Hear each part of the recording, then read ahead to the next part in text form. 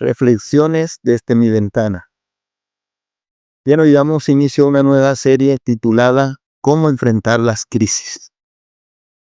Siempre estamos enfrentando crisis, o casi siempre estamos enfrentando crisis.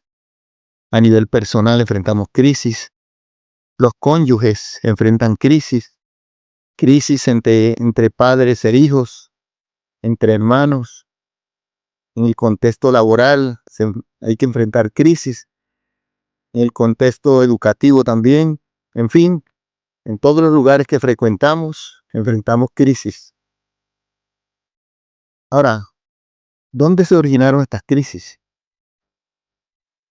Vamos a la palabra del Señor. Génesis capítulo 3, versículo 6 al 10, dice así. Y vio la mujer que el árbol era bueno para comer y que era agradable a los ojos, árbol codiciable para alcanzar la sabiduría, y tomó de su fruto y comió, y dio también a su marido, el cual comió así como ella. Entonces fueron abiertos los ojos de ambos y conocieron que estaban desnudos. Entonces cosieron hojas de higuera y se hicieron delantales. Y oyeron la voz de Jehová Dios que se paseaba en el huerto al aire del día. Y el hombre y su mujer se escondieron de la presencia de Jehová Dios entre los árboles del huerto. Mas Jehová Dios llamó al hombre y le dijo, ¿dónde estás tú? Él respondió, oí tu voz en el huerto y tuve miedo, porque estaba desnudo y me escondí. Sabemos que el relato sigue, ¿verdad? Después el hombre le echa la culpa a Dios por la mujer que le dio. La mujer le echa la culpa a la serpiente. Bueno, en fin. Las crisis. Ay, Dios, nos toca enfrentar crisis. Casi siempre nos toca enfrentar crisis. ¿Desde cuándo? Desde que el hombre pecó. Aquí, en Génesis, el capítulo 3, que nos habla acerca de la caída del hombre. Y el versículo 10 es donde encontramos esa palabra miedo. Es en el primer texto donde encontramos y la primera vez que escuchamos esta palabra miedo, después de que ellos pecaron, después de que la mujer y el hombre desobedecieron a Dios, lo primero que sintieron fue miedo. Desde allí, todos enfrentamos crisis. Nosotros sabemos que Dios hizo todo perfecto y que ellos gozaban de una relación perfecta con Dios. Pero desde que pecaron, todo se distorsionó. Todo esto se formó un completo caos y desde entonces enfrentamos todo tipo de problemáticas, entre ellas las crisis. Pero la palabra del Señor nos habla cómo enfrentar las crisis. Este pasaje que acabamos de leer no nos habla acerca de cómo enfrentar las crisis, porque ellos enfrentaron su propia crisis de una manera equivocada. Este pasaje lo tomamos para mirar el origen, pero no es así como se enfrentan las crisis, porque ellos lo que hicieron fue buscar culpable. El hombre culpó a Dios por la mujer. La mujer culpó a la serpiente. Y es la manera equivocada de enfrentar una crisis. Las crisis no se enfrentan buscando culpable. Porque si enfrentamos la crisis de esa manera, lo que puede suceder es que nuestro corazón se llena de resentimiento y de amargura. Y esto va a empeorar la crisis. Entonces vamos a ir a un pasaje. Hay muchos pasajes en la Biblia. Pero vamos a ir a un pasaje que encontramos en Éxodo. Se encuentra en el capítulo 5 de Éxodo, el segundo libro de la Biblia, capítulo 5, versículos 22 y 23. Dice así. Entonces Moisés se volvió a Jehová y dijo, Señor, ¿por qué afliges a este pueblo? ¿Para qué me enviaste? Porque desde que yo vine a Faraón para hablarle en tu nombre, ha afligido a este pueblo, y tú no has librado a tu pueblo. Y Jehová respondió a Moisés, ahora verás lo que yo haré a Faraón, porque con mano fuerte los dejará ir y con mano fuerte los echará de su presencia o de su tierra. Voy a explicar un poco el contexto del pasaje. Dios le había dicho a Abraham que de él iba a nacer una nación grande, pero que ellos iban a ser esclavos en tierra extranjera, que fue en Egipto. Más adelante ellos, por medio de José, entran a la tierra de Egipto y son esclavizados. Fueron esclavizados porque se levantó un faraón malo que los miró como una amenaza. Era el pueblo de Dios y ellos eran una bendición. Pero este hombre los miró como una amenaza. Los esclavizaron y desde entonces el pueblo empezó a vivir en grande amargura. Con el tiempo ellos clamaron a Dios y Dios decide liberarlos, como les había dicho a Abraham. Todo eso se lo había dicho él a Abraham por ahí en el capítulo 15, en los versículos 13 y 14, por allí. Y escoge a Moisés. Moisés, que era también del pueblo de Israel, que había nacido en Egipto, en el medio de la esclavitud, pero nosotros conocemos la historia, que él fue prohijado por la hija de Faraón. Cuando la mamá, para preservar la vida de Moisés, tuvo que colocarlo en el río Nilo para que al descender la hija de Faraón a bañarse con sus doncellas, lo viera y entonces así salvar la vida del niño. Y efectivamente así sucedió. Moisés creció en el palacio de Faraón, pero hecho grande salió a visitar a sus hermanos y él vio una riña entre un judío, es decir, un hebreo, los de su pueblo, y de un egipcio. Y Moisés mató al egipcio. Moisés tuvo que salir huyendo de Egipto y se fue para el desierto. Por allá se casó, tuvo su familia, empezó a pastorear las ovejas de su suegro. Y pastoreando las ovejas, Dios le aparece y lo comisiona para que vuelva a Egipto, donde tenía una deuda pendiente. Moisés en Egipto era culpable de homicidio, pero Dios lo manda para allá.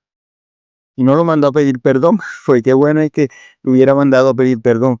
Lo mandó a desafiar a esa nación, porque le dijo, tienes que ir a sacar a mi pueblo de allá. Pero le prometió, yo voy a ir contigo, yo voy a estar contigo. Bueno, le dio muchas promesas, le dio señales, etc. Total que él salió con Aarón y el mensaje de Dios fue el siguiente. Dile a Faraón que deje ir a mi pueblo a celebrarme fiesta en el desierto.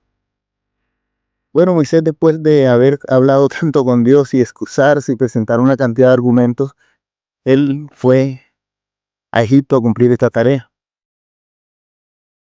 Y al llegar el pueblo se alegró por la gran noticia, que Dios lo había visitado, que Moisés había llegado para liberar al pueblo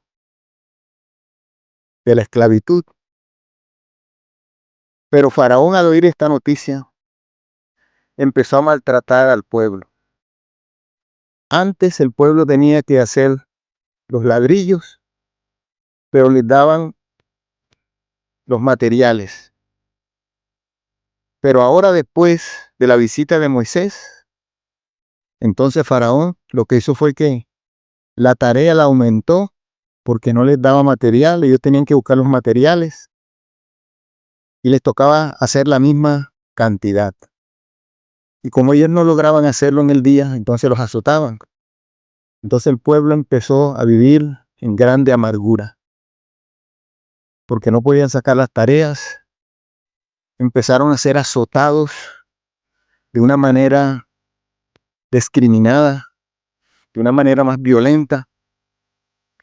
Y el pueblo se sintió tan abatido con este mensaje que vino de parte de Dios, el cual trajo Moisés y Aarón. Y cuando se encontraron con Moisés y Aarón, el pueblo reclamó, ¿qué fue lo que ustedes vinieron a hacer? ¿Vinieron a liberarnos? Ustedes lo que vinieron fue a poner la espada en las manos de Faraón para que él nos matara. Y ya ustedes pueden imaginarse cómo se sintió Moisés y Aarón.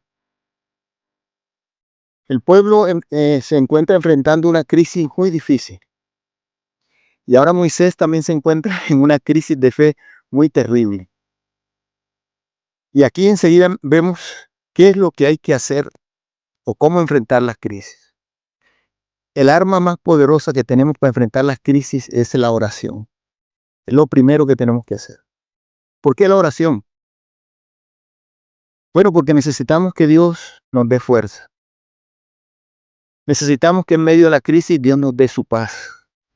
Y necesitamos que Él nos direccione para saber cómo enfrentar la crisis y para tener fuerza para enfrentar la misma. Y es precisamente lo que hace Moisés. El pueblo viene y le reclama a Moisés. Y Moisés viene y se presenta delante de Dios, porque quien envió a Moisés fue el mismo Dios. Y mire la manera como enfrenta Moisés esta crisis. Entonces Moisés se volvió a Jehová y dijo: Señor, ¿por qué afliges a este pueblo? ¿Para qué me enviaste? Porque desde que yo vine a Faraón para hablarle en tu nombre, ha afligido a este pueblo, y tú no has librado a tu pueblo. Qué interesante, ¿cierto? Entonces aquí miramos que el arma más poderosa que tenemos nosotros para enfrentar las crisis se llama la oración. A muchas personas no les gusta esto. Yo recuerdo que siempre cuando me han consultado algo, digo, bueno, lo primero que hay que hacer es orar. Algunos dicen, no, sí, pues eso lo sabemos. Y yo, bueno, la solución del problema empieza con la oración. Es lo primero que hay que hacer. ¿Por qué? Porque Dios es el que nos va a ayudar. Y como dije anteriormente, necesitamos su paz, necesitamos su sabiduría, su inteligencia, su conocimiento para dar pasos precisos. Y ya sabemos que el arma más poderosa es la oración para enfrentar las crisis. Recuerdo una experiencia con un joven hace por ahí unos 30 años. Se acercó a mí y me dijo, hermano, tengo 3 días que no hablo con Dios. Yo le dije, sí, ¿qué pasó? Me dijo, lo que pasa es que pequé fuertemente contra Dios. Y me contó. Yo hice esto y esto. Me di cuenta que en verdad había pecado fuertemente contra el Señor. Pero el Señor me iluminó en el momento y le dije, mira, puedes dar la vuelta que tú quieras. Puedes buscar los medios que tú quieras, pero tienes que empezar hablando con Dios. No hay otra forma. Tienes que empezar hablando con Dios para arreglar esa situación. Y bueno, él me hizo caso. Gracias a Dios que me hizo caso. Y actualmente todavía sigue en los caminos del Señor. Sigue enfrentando crisis, pero ha permanecido en Dios. Porque el arma más poderosa que tenemos nosotros para enfrentar las crisis se llama la oración. Moisés se encontró en una situación muy difícil.